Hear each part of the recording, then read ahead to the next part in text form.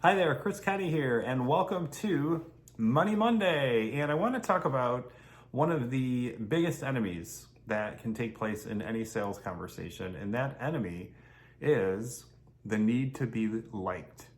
The need to be liked is probably the biggest enemy in any sales conversation. I was listening to a sales conversation that a client sent over to me recently, and the prospect or potential client, I should say, was really demonstrating some real victim mentality.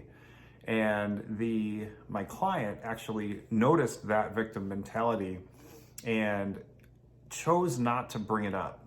And that decision not to bring it up took the call into this really, what I would call crazy town. It went into a completely different direction than what it really needed to go.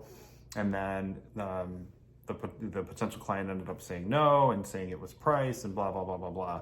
But the call just took a complete wrong direction. And the reason that my client didn't call that person out on this victim mentality was because the client was actually worried about being liked.